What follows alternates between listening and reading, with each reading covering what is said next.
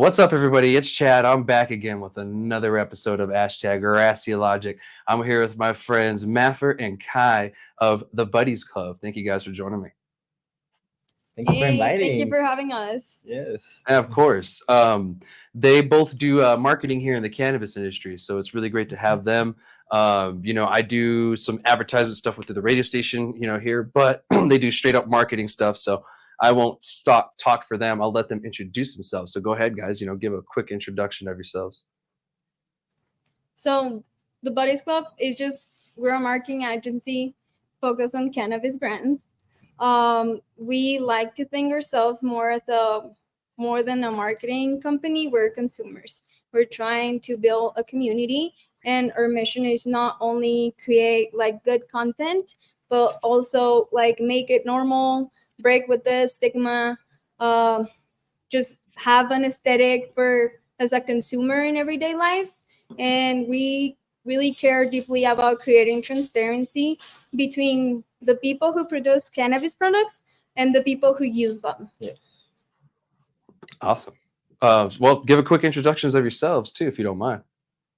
Of course. Okay, so hi, I am Kai Nieves, and I'm basically the creator and owner of the Buddies Club. And basically, I do everything behind the scenes. I am the one who takes the pictures and edits them. Basically, that's mostly what I do. And then I'm the account executive and also the owner. I take care of the clients, I talk to them, I pitch the ideas, and I do behind the scenes on like social media, running campaigns, planning everything that behind our photo shoots are well planned. And we connect with the brand so we can communicate on the marketing or on the photo shoots what they're trying to tell the story.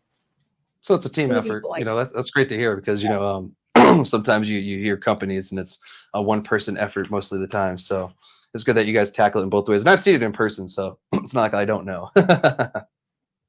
So yes. before we move on and get into the nitty gritty of all the questions and everything and get into the show, I have to thank my sponsor, Monster House. Thank you so much. We haven't been over there in the past, I don't know, like month almost, mostly due to our guests just being remote or a guest having to cancel. A lot of people are getting sick right now. And then having to do remote that way. We're doing remote today, but Mafer luckily accepted the last minute, coming onto the show. So I appreciate you guys coming on last minute. I know she has to work and everything. So I want to thank Monster House and everything. Go check them out. It's like one of the only consumption lounges here in Cruces. I think there's, I think there might be more coming up. It's the only one right now. They're doing a bunch of events and stuff. And I want to talk about the Grassy Logic Expo. I want to throw that out there because it's getting close. It's going to be on November 12th and 13th next month. So if you guys are interested, you want to go, tickets are $16 a day. It's going to be 2 days. We're going to have educational classes. I don't know if the Buddies Club is doing a class. They might. We'll see. And you guys come check it out. You know me, I'm all about education. I want to have all of the ancillary brands, of course, the cannabis brands all together in one place and an educational environment. So come on down and check it out. Veterans get in for free and active duty. So if you're curious about getting in the industry, or if you're in the industry and you just happen to be a veteran, come on down, you get in for free. So anyway, we're going to jump back into the episode and move on with everything.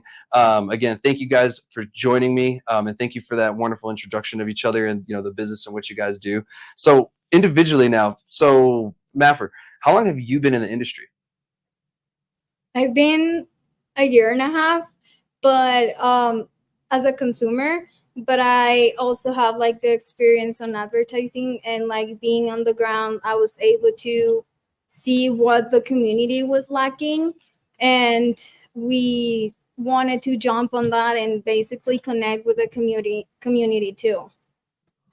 Nice. So what about you, Kai? I've been in the industry for like, I would say maybe almost a year, but I've been a consumer for 9 years. So I've been around for a while, for sure. I mean, and I started just when the industry started in Nuevo Mexico, when it became recreational, because since we live in El Paso, we're not able as medicals to go and enjoy, I guess, the community as soon as we could, but we've been consumers since. So yes. Yeah. And I like to ask people that just to get like a gauge and kind of just, figure out, what the passion, how deep it goes. Some people find it later in life, so, it's not like Yeah. you have to be like 14 like I was when I started smoking weed, but then I had like that big gap where I didn't. So, there's that. And I don't think it really matters when you start using cannabis. If you use cannabis, use cannabis. But the experience that you have, doing the marketing and stuff beforehand, of course that helps and pays off. I've realized that certain experiences I've had in the past have helped pay off in the cannabis industry in weird ways. So where did the idea for the Buddies Club come from? Like the name and just the idea of the whole thing? Because everything started for a shared passion that we both had, and we just wanted to elevate the industry and the communication between the consumer and the producer, and then the transparency too. And we noticed there was a gap in marketing where a lot of brands were focused only in selling products, and we wanted to Yeah. create more like a connection between consumers and everyone around. Basically became create a community around the community, the consumers, and the producers. Okay. Appreciate that, man.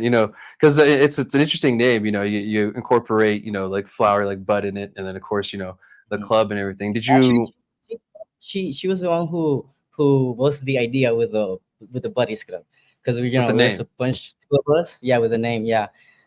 As we were in Texas, we were trying to find a name that it wasn't like screaming the name of Mhm. the Yeah. plant, that so we can get away with it and like just see it because we were friends too, so it will match perfectly with the plan and us as a friends and like buddies basically.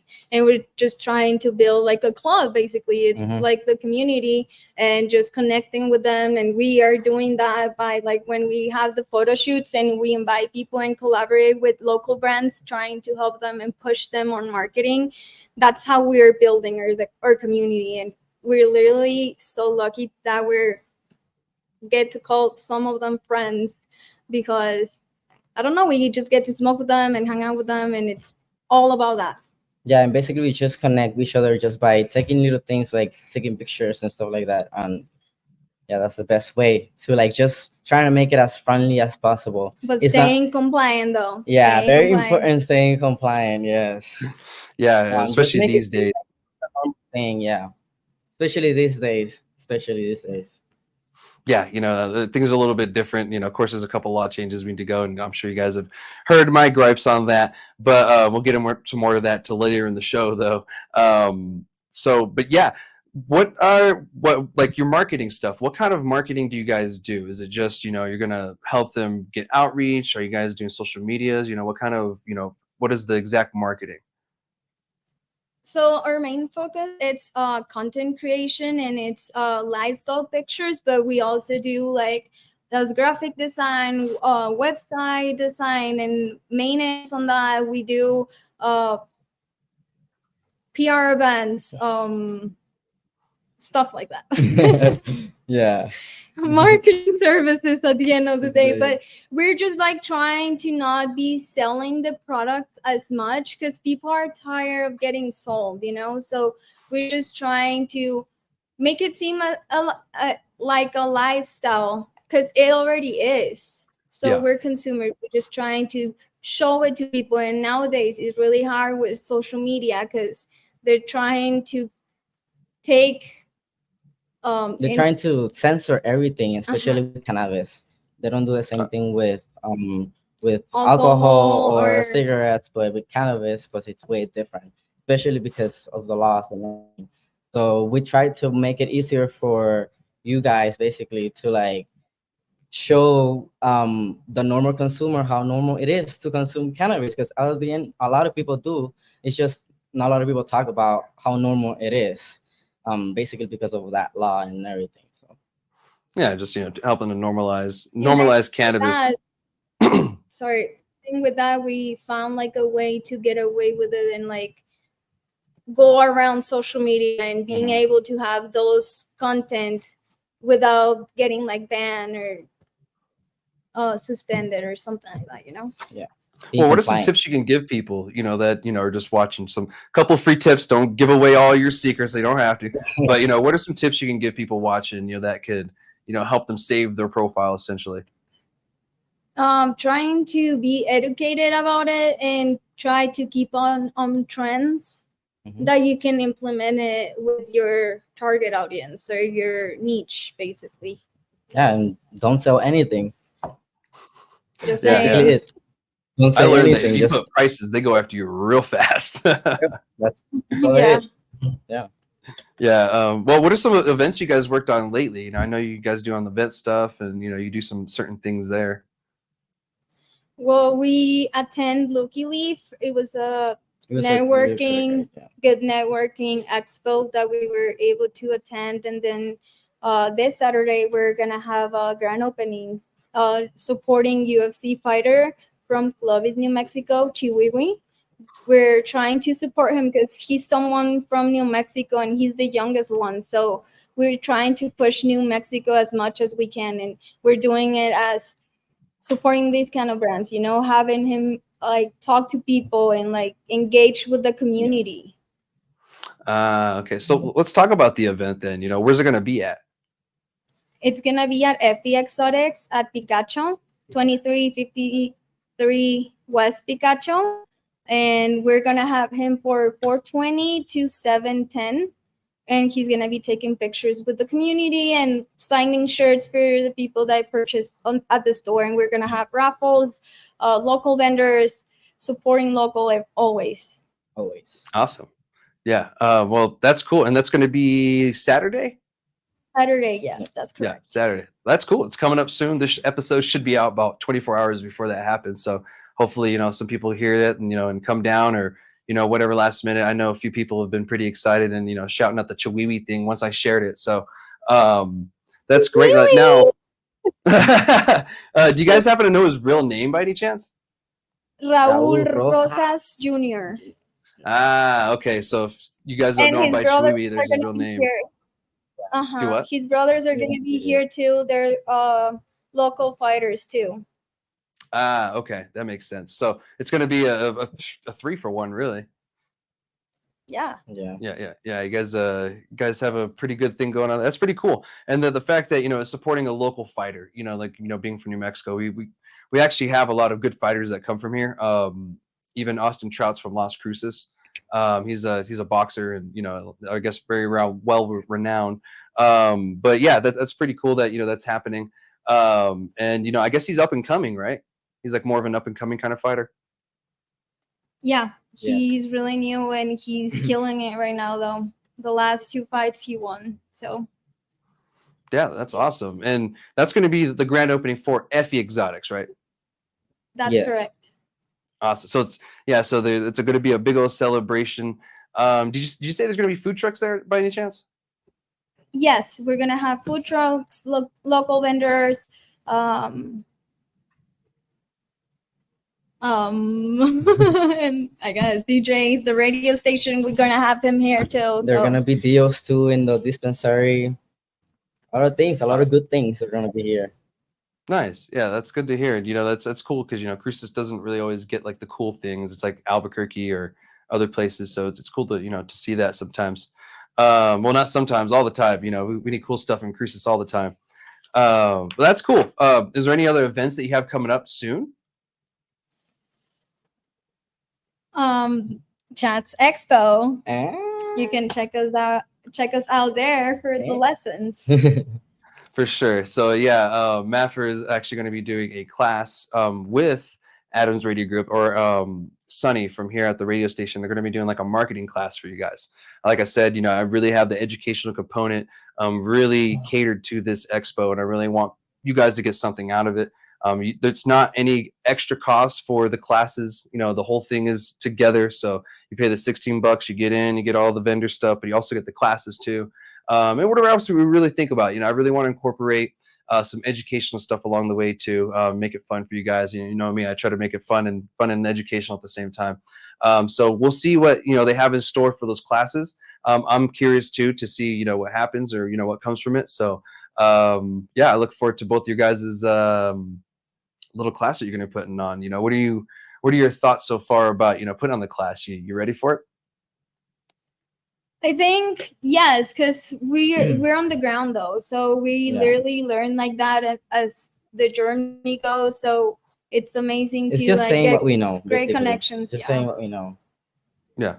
Awesome. Yeah. And that's kind of what, really what it's all about is just, sharing what your experiences and, what's worked for you.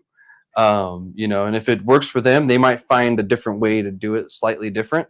And that's usually how it works. But that's fine. As long as they get like the key core information on it. Because some businesses just don't know, and if you can just go in and say, if you do it like this, it'll do this. And that might just be a game changer for them. So, it's pretty cool that, you accepted the class thing. So I appreciate that. So would you consider what you do a fun job though? Oh yeah, we love what we do. I always say that it just happens that we get paid. We just do it because we love it. It just happens that we get paid. That's Yeah. Yeah. Yeah. I mean, It's literally a passion that we were able to mix like marketing and the cannabis. yeah.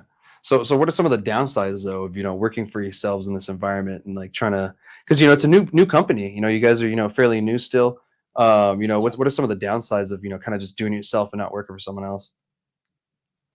Sometimes people doesn't take you seriously because you're like starting, but we're Mhm. not actually starting Yeah. because we have been here before on advertising, and we Yeah. started this because we saw like the The gap, community yeah. lacking that. So that's what we're made of, So it's hard, and people sometimes they don't think marketing it's important for their businesses, Yeah. and they're not willing to.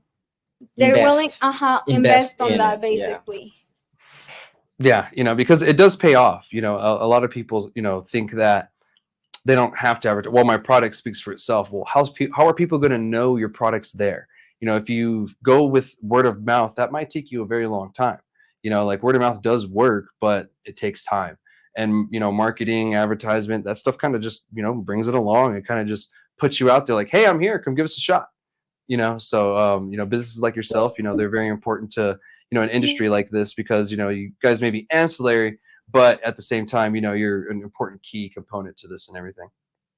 Oh, sorry. Sometimes marketing it takes time. Like you're not gonna see the results right away, but Yeah. it could take like a month and a half to like see the results of the campaigns that you're running and the things Yeah. that you're putting together, so people can actually notice you. Yeah, that is true. A lot of people are expecting a lot of fast results, and that's really not really something realistic. Especially like if you put something on like on a week, it's not really like logical that it's gonna like give you results. You have to keep a system. You have to create a system, and that's where we come in. We help you create that system that works for you. And we kind of customize everything, depending on our client, on the brand, on the mood board, basically on everything that we are very adaptable and on creating specifically that system. And a lot of people don't think that they need that, but you have to be really consistent on marketing. That's the only way that you're gonna get more people, new people. And right now the new era is digital,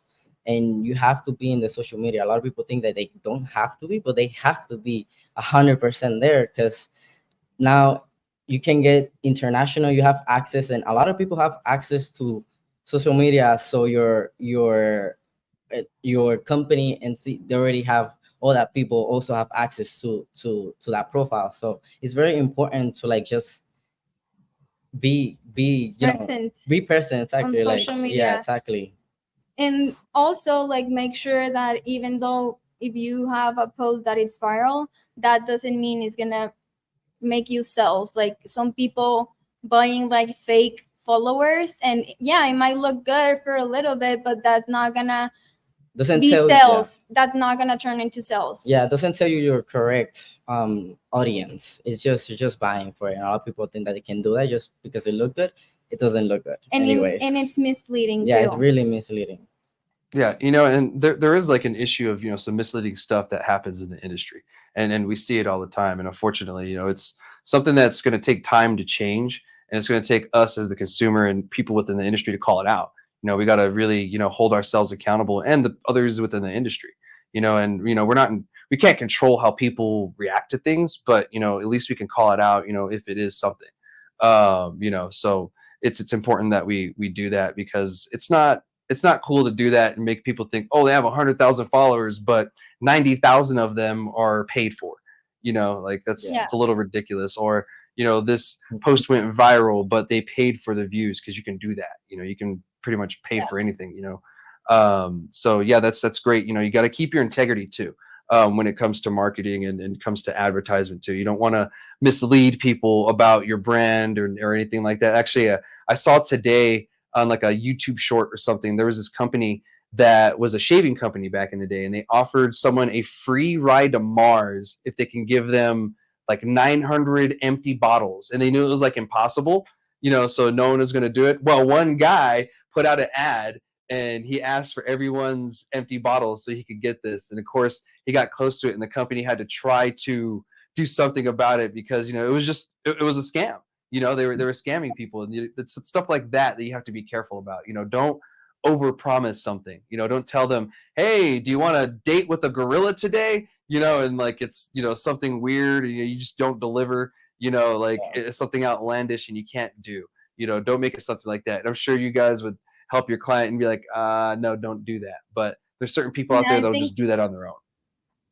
I think owners need to be honest with their clients and not trying to just get a sale, but like see them as a patient and like a community, not just as a sale. It's not fair for the client, because you're not going to get a returning client because they're not going to trust you. Yeah. So, and I hate getting pushed out the door, like when I'm at a dispensary, they're just in and out. They want that turnaround rate really quickly. I'm like, this isn't a restaurant, dude. You're not trying to turn tables, like, sometimes you have to take a little bit of time on a customer, or maybe they have more questions, or maybe your product is just so amazing they want to know more about it. Like, don't give the customer, a short experience because you just think you're busy. Like, maybe they're just impressed and they're going to tell everybody they know. Maybe they're going to post about it, or maybe they have a natural, like, large following and they're going to post about it, and you get customers from that. That goes back to the importance of being on social media. And I was going to ask you how important it is to be on social media these days, but you answered my question already, and I'm glad, because it is very important. Like, I hate social media, but I understand how important it is, especially to get the messages out that I try to put out, with advocacy, fighting for the industry and all that, patient stuff. So I get it. It's one of the easiest ways that I can just get in there and get the information out. I'm sure, of course, having a website, but that's not as effective these days as having these. Say what? Having a website right now is it's outdated. Most likely, not everyone go to the website. I go directly to Instagram. I'm like, let me see their Instagram, see how they look.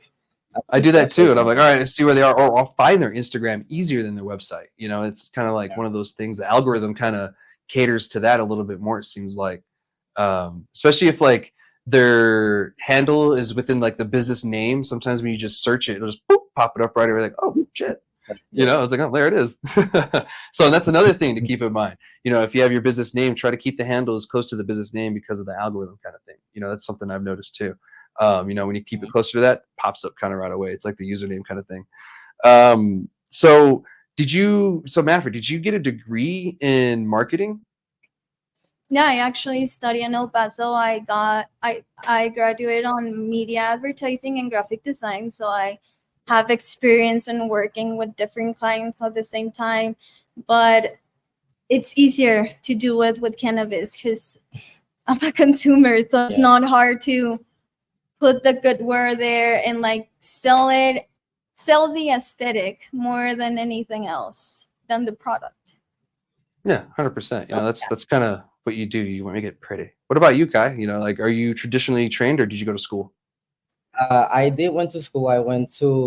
I'm from Puerto Rico, so I studied over there business publicity, and then I moved here, and I wanted to use those skills in cannabis, and luckily Nuevo Mexico just happens to be legalized, so I was like, perfect, and it just worked, and basically. Yeah, because you guys are getting some more and more clients, getting out there. It takes time.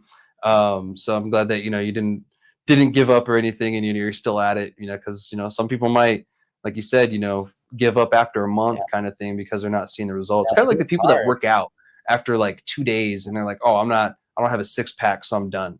I'm like, bro, you're probably a couple years out from a 6-pack, but you're on the journey to it. That's why And consistency is the key. Consistency of everything. If you're consistent, you'll be fine. You Creating will that have system. presence on the community, and they're gonna know about you. And you're not gonna need to like promote as much because they're gonna know about you already. Yeah.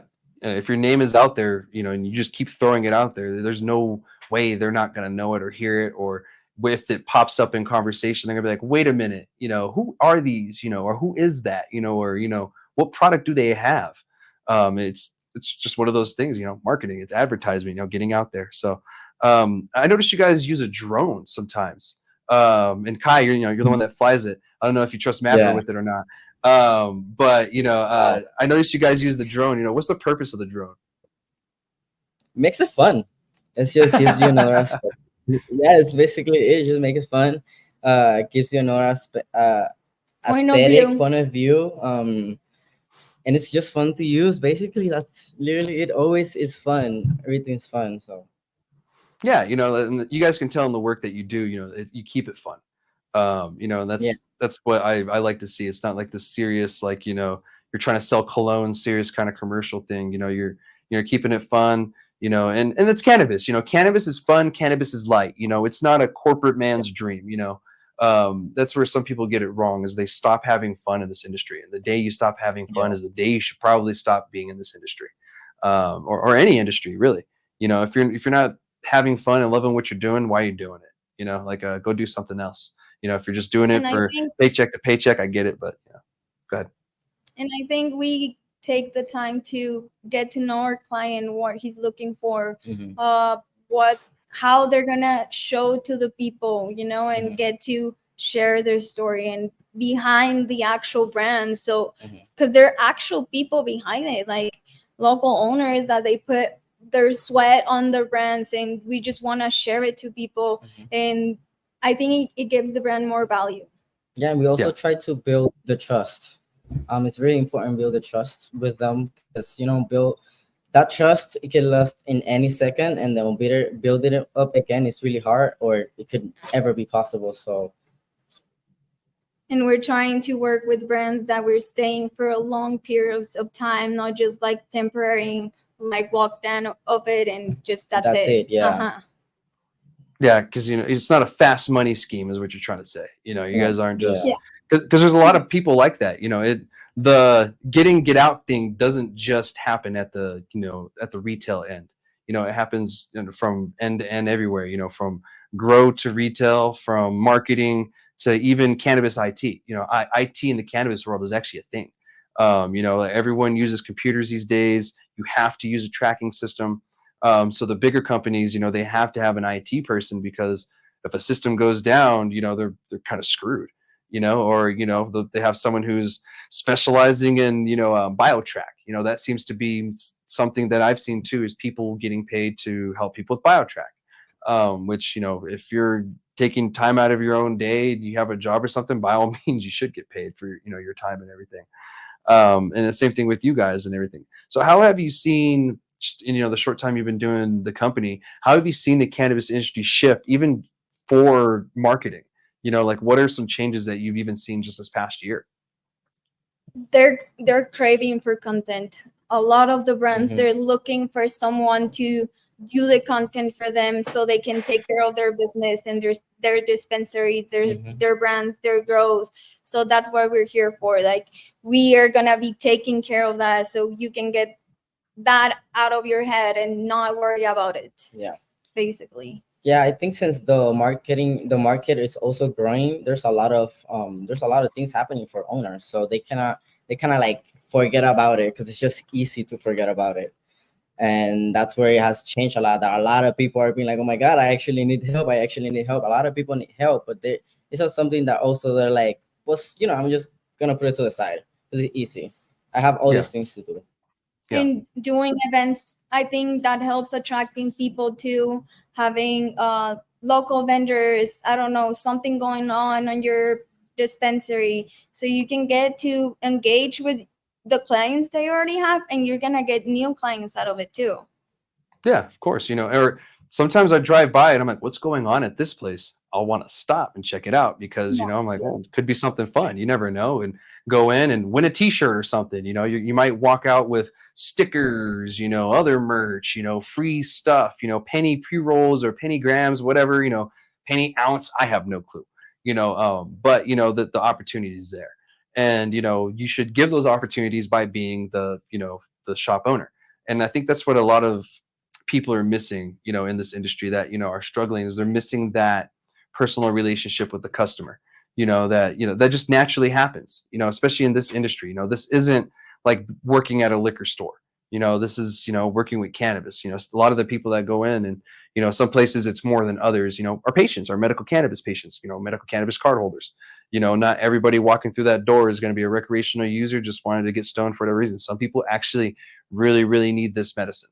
And if you can provide it to them, they'll probably come back to you, especially if you make them feel comfortable. Making people feel welcome and comfortable is like one of the number one thing I've seen. And if you go into a place, it's like white walls and you feel like in a hospital, it's like, I don't really feel comfortable. I don't know about you guys. But speaking of shops, this is a fun question. What is your favorite product right now that's on the market? It doesn't have to be a brand, but what is your favorite product that you like right now? We're doing a lot of concentrates lately because we got a new device that it's so accessible to have it everywhere. So we've been doing that lately. And hash holes. Oh my God, I'm in love with hash holes. Hash holes. Interesting. I didn't know you loved hash holes. Yeah. They're so good. It's just a great combination. It's a great combination of flour and concentrates. It's also a group. It's a group of activity. Collaborators. Yeah, it's a group activity too. Like I feel like you can smoke a hash roll with multiple people, and it's just easier. So they burn slower. They last longer. And especially if you smoke it wrong. There is a wrong way to smoke a hash roll. Everybody, if you have a hash hole, here's a little tip: do not, and I mean do not, move it from the upright position, even when you're smoking it, because that hash rosin in there is pretty much liquefied, and you're just going to make it run everywhere. Then it absorbs into the flour, and it's not going to make the hole. It's not going to do the donut that some people call it too. So try to keep it upright. You can move it a little, but try to keep it upright as possible. Don't put it downwards, horizontal or anything like that. I got yelled at for like a whole year because I kept doing that. So avoid getting yelled at in the friend zone by keeping the doobie the right direction when it's a hash hole. So, but that's surprising. I didn't know that you liked hash holes. And what's this device that you speak of, Mafer? The Puffco. My baby. Your baby. Yeah, I know you're excited when you got that thing. You were mad at me when I had one. I have a Puffco myself. I'm sure a lot of people do these days too. But I feel that the electronic smoking device wars is upon us. Because I've been seeing a lot of people like, oh, this one sucks due to this brand. I'm like, this is worse than the iPhone freaking Droid wars, dude. So I think they're changing the game though. They're changing the concentrate game, the brand Puffco. Because if we're talking about marketing, let's go. It's so easy, so accessible, and it makes you look cool on their ads. So I think they're actually changing the game on the concentrate industry, or the niche, or whatever you want to call it. Before you need so much stuff, so much equipment, and then they're just making it just so simple to like just put it in and it's not everything is glass, so subtle. You're not gonna break it that easy like an actual glass bong or something like that, Yeah, and it's convenient, and it does a really good job with the temperatures and all that good stuff. I have the Pro, of course, so you can have an app on your phone, you control it, make pretty colors and all that good stuff. It's fun. Yeah. Gino's over here looking at me like, you gotta be kidding me. Yeah, it's a fun little device. Us stoners, we like to, smoke in style, I guess. And I do think that did change the game. You have the proxies, and that I guess they came out with the pen. And of course, that's one of the things that people were, griping about. I was like, oh, these devices have been around for a long time, blah, blah, blah. And I'm like, here comes the Droid, iPhone, freaking, type people coming with their arguments. They were not pretty enough. Yeah, exactly. Yeah, they weren't cheap enough back. Because I remember the Trippy Sticks back in the day. They sucked. They had like a metal coil in it, and then you'd put in the BHO that was terribly made at the time anyway. And then you hit it, and then it got all gross, and it was a mess. Hopefully it's not that way. I'm sure they use the same kind of technology they use in the chamber for the Puffco for that one. But yeah, I remember those. And people that just kind of freak out about it. I'm like, you guys are funny, man. Just smoke, dude. Shut up. So, well, here's one last question before we move on and everything. What is some advice you can give the young entrepreneur marketing person out there? Maybe the person looking to get into it early on, or maybe the person that's in college right now? You're gonna get a lot of no's, so you need to find a way to get the yes. And you don't need a degree or anything to do anything. There's literally YouTube right now that you can learn and invest in yourself. That's the best that you can do. Yeah. Adding to her, it's just finding the person who said yes. Don't focus on the no's, but I also think it's just believe in yourself and do it. You just have to start. A lot of people want to do a lot of things, but they don't just start doing because they don't think they can't be successful with the tools they have. You can be successful with the tools you have. You can. 100%. You just have to start and do it. You just need the experience, and that's gonna back you up a lot more than anything paper that you could study.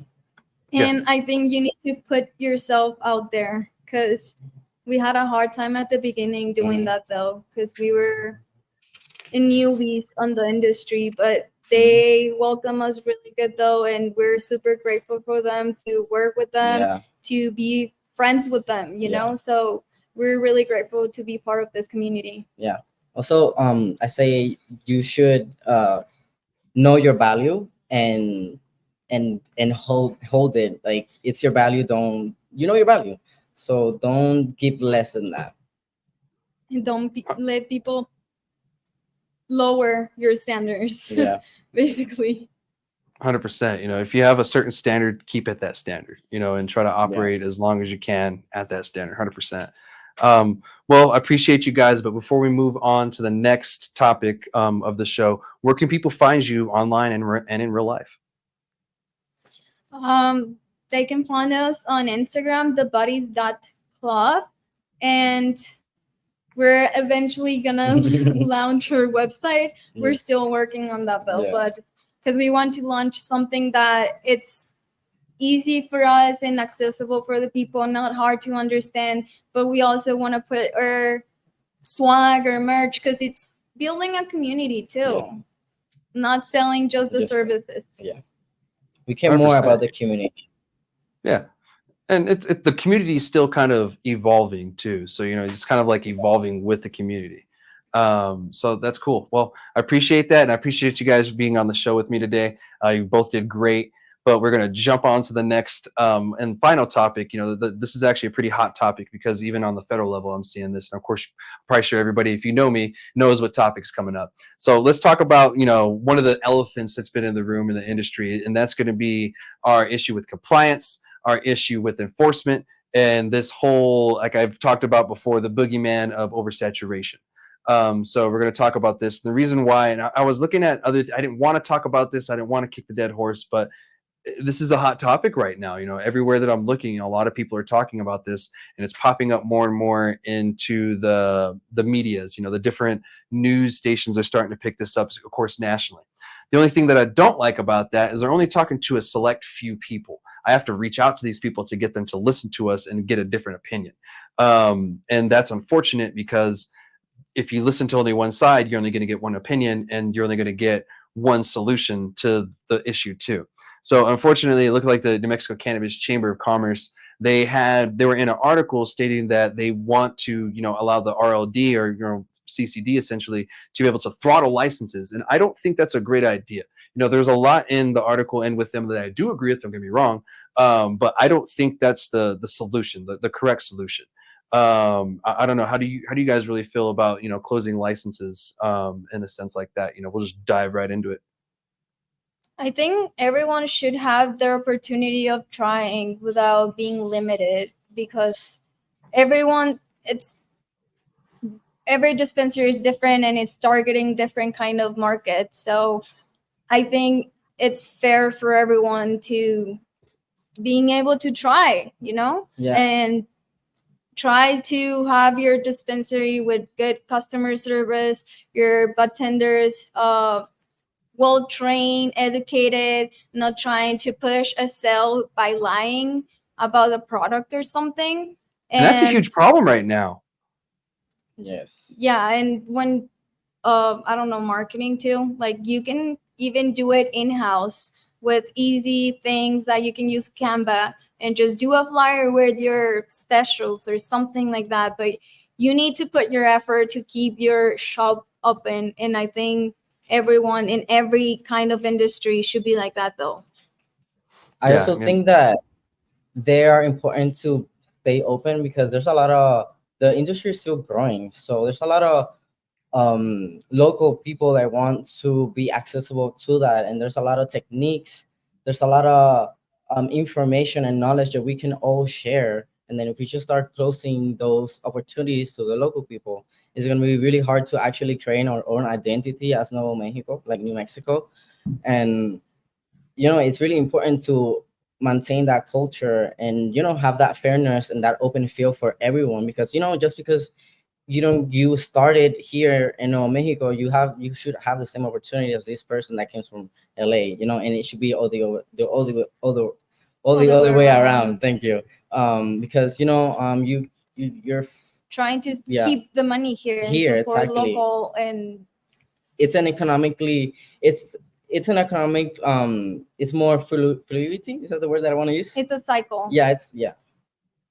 100%, and some people believe that closing licenses will protect, smaller businesses because the bigger guys will just keep dropping prices further and further. But I don't see people really wanting all the big guys to go to their shops. They don't have the quality.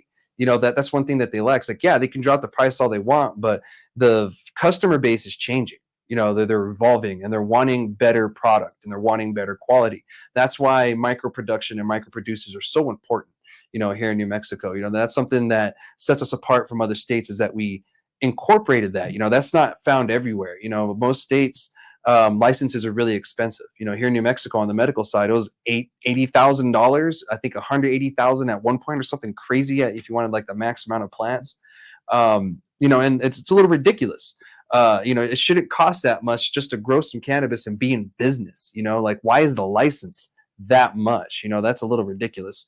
And I think we did right by, it's almost like a social equity program that we did on accident. We kept our licenses really cheap here in New Mexico, and it's affordable is what we did. And that allows a local New Mexican to get in, to get a shot. And a bunch have been doing great. Some are expanding, some are, adding more shops, some are, making their business bigger. And we shouldn't hinder more New Mexicans that are saving up right now to do the exact same thing. Or why are we punishing the 20-year-old who has a few months left to wait till the 21 and they want to get in the business, or, they have a partner that they want to get in business with, and, they should be able to do that. And that's not fair to, keep those people out just because of fear. They're afraid that this is going to fail. And it's not going to fail because we don't limit burger spots. We don't limit taco shops. And we definitely don't limit Mexican restaurants here in New Mexico. They are everywhere, all over the place. I think there's like 4 or 5 I think there's more Mexican restaurants on this street than there are dispensaries. So like, Gino's giving me, it's probably maybe about the same.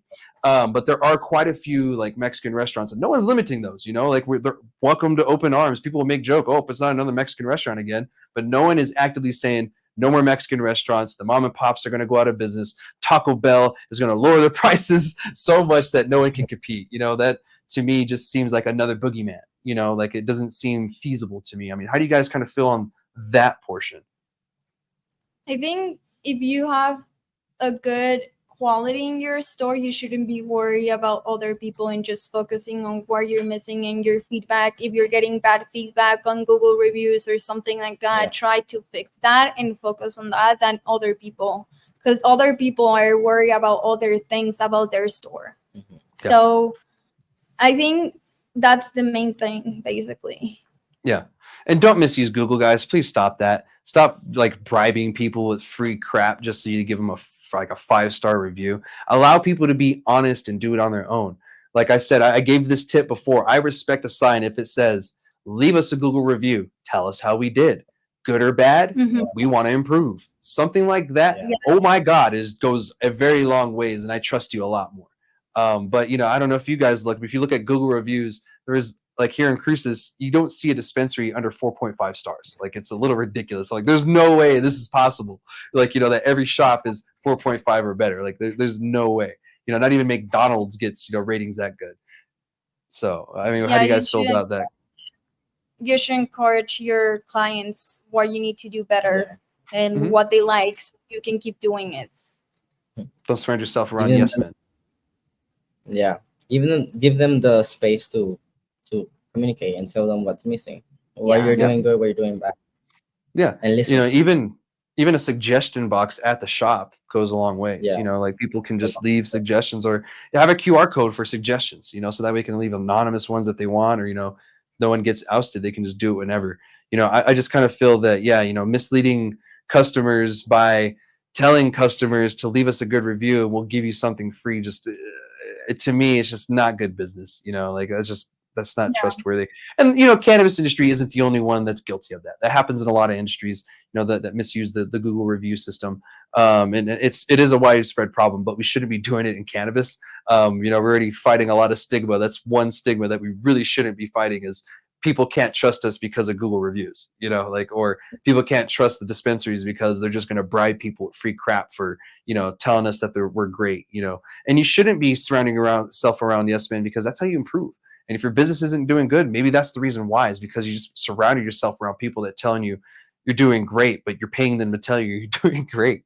It should be natural, and it should be something that, you can do. Your friends tell you when you're fucking up, like real friends do. And, if you're not doing the right thing, they should be able to tell you, hey man, maybe try this, and you should listen to them, give it a shot. If it doesn't work, it doesn't work, but give it a shot. Or So, maybe I mean, your employees, because your employees are the ones that are on the ground, so they should be the ones that know your clients. So they should be Yeah. the ones telling you what's going wrong in your store and what's not working and what is working. Yeah, of course. And I wanted to mention, we'll get back into the conversation of this too, because those are some great ideas and suggestions, and, some points about, why a business isn't doing well. But, one thing that it's not going to fix is if we close licenses, it's not a guarantee you're going to make it. Like closing licenses is designed to get people out of the industry. It's not designed to save anybody. So if you close licenses, you're screwing yourself, because if you end up failing, you don't get another shot. You can't just go and, partner with someone else, or, get funds again to try again a different way, whatever you want to do. You can't do that anymore. If you want to expand, you can't expand, and then on top of that, you really won't be able to try again, because the price of these licenses are going to skyrocket, because they're not going to be available unless you buy it from somebody, just like we did with the liquor licenses. I thought we would learn from our lessons by now, but I guess not. And no one seems to care how many places you can buy alcohol. I can go to the movies, any sporting event above high school, I can get alcohol at. I can go to mostly any restaurant, gas stations, Walmart, Walgreens, CVS. I mean, the list goes on. I can pretty much go anywhere and buy alcohol or beer and wine in this state, and no one gives a shit. But, the moment that there's a little bit too many dispensaries, people start freaking out and, throwing up the flag alarm. But that's not the way a free and fair market works. It's a new industry. Of course, a bunch of people want to get in it. That's just the way it is. I'm sorry, we're popular. But after a while, that starts to level out. We're only heading into year 3. We're not even there yet. We're in year 2 still, and people are freaking out that, oh my God, how are we going to do this when we're actually doing really well? And like I said before, there's a lot of locals who did great in this industry. What we need to do is we need to focus on the enforcement part. There are a lot of people in the state who aren't doing the right thing. They're not using BioTrack. They're breaking every rule and law that you can, think of. But one thing that would probably help that is if they got inspected before they open. I found out that people are opening without being inspected first by the CCD. That's a little crazy to me, because you should be inspected before you get open, because that's the point of being inspected. So that's something that really needs to change.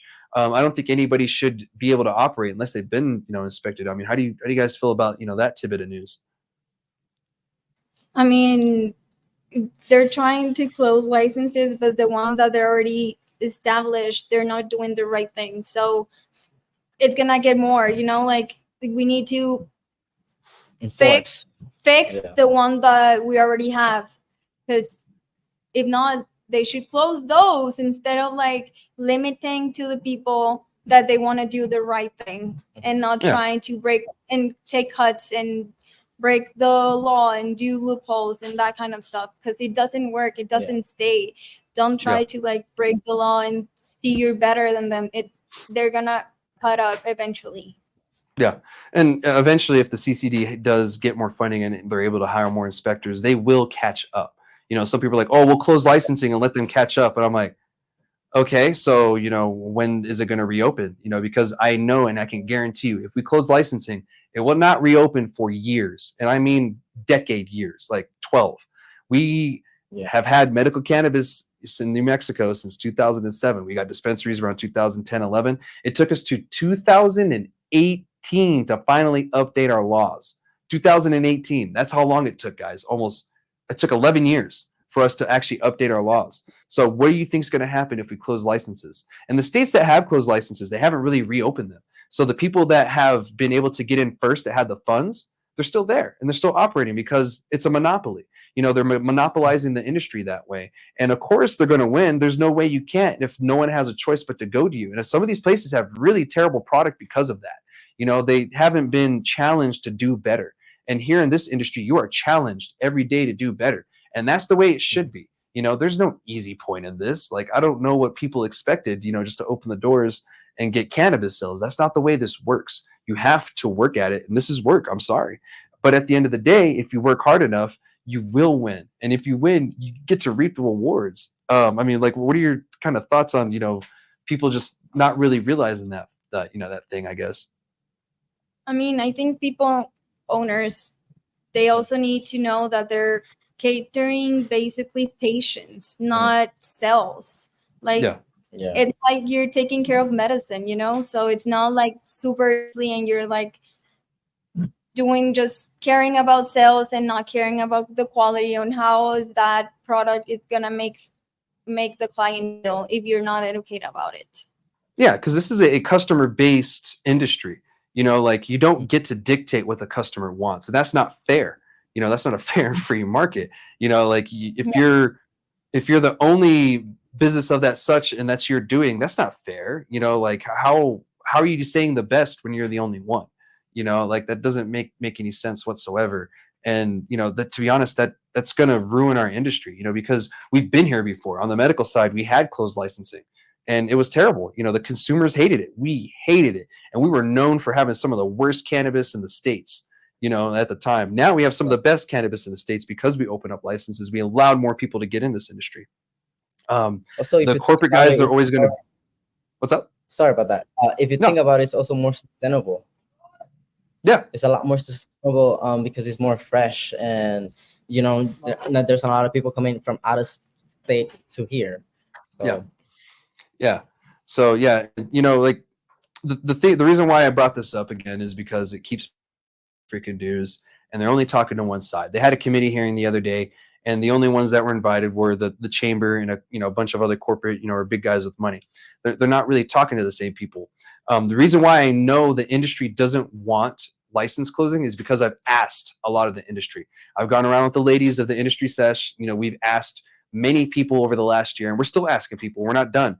And my data that I have states that none of the industry wants license closing. This is a very few amount of people. It's just the media is listening to them. And these people have a lot of money. They back a lot of money, and I don't know if they're paying for articles or what, but this is what's being said in the news. And to be honest, I feel this is false, and we shouldn't be pushing for licensing. Now, there are some things I do agree with, like the CCD does need more authority, but I don't think they need to be the cannabis police. We don't need that. We just need them to work in conjunction with the local authorities on these issues, or force the police with legislation, they're held accountable if they don't follow this legislation, to enforce these cannabis laws, because this is harming our industry. Those illegal Chinese grow operations that's pretty much using slave labor, the people that are just selling illegal cannabis at those events. I'm sorry, guys, those aren't going to be able to go on forever. I don't know what to tell y'all.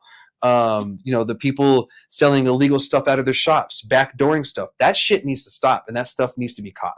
that's not right that's going on in the first place. And I get it. People are just trying to get by, but you got to follow the rules, guys. You joined a legal industry. You're not on the black market anymore. I'm sorry. You got to remember where you are. And if we don't get this under control, then it's going to spiral out of control. Then it's going to be harder for people to compete, because it's not a fair playing field when you have all this stuff on there. Like, yes, I want licenses open, but it's hard to make that argument when people aren't doing the right thing. But it also goes back to, where's the enforcement? And this is going from the federal government all the way down to the city cops. The DEA isn't doing anything about these illegal stuff going on. The Border Patrol's only taking the stuff at the border checks. They have jurisdiction within 100 miles of the border. They're nowhere to be seen on these issues.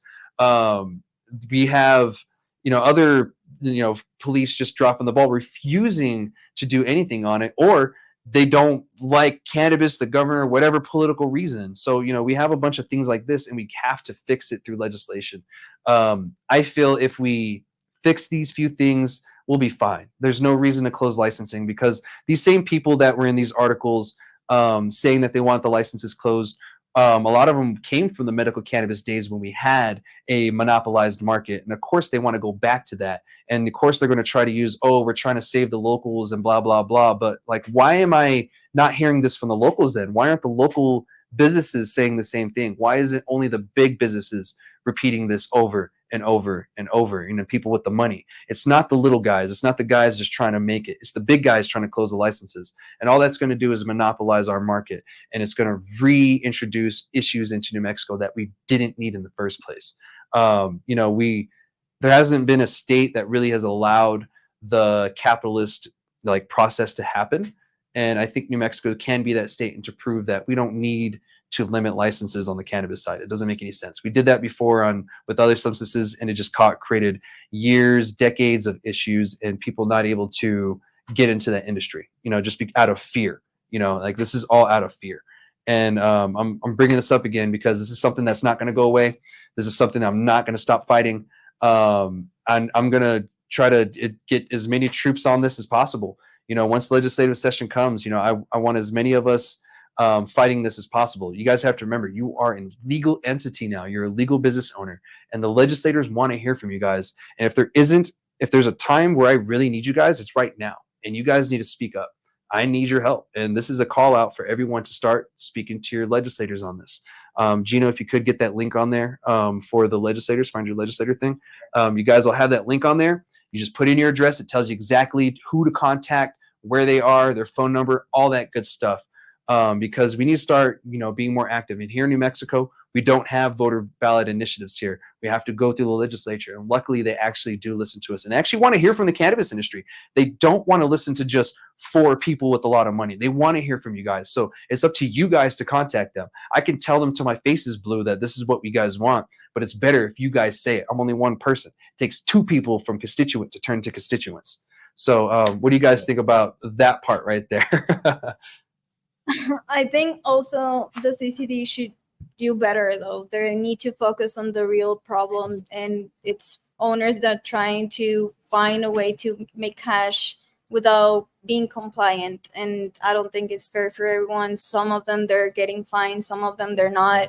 And I don't think it's fair. It's a fair game. And I think they should be focusing on that instead of worrying about events that we're just trying to entertain the community, and we just want to promote and engage with the community.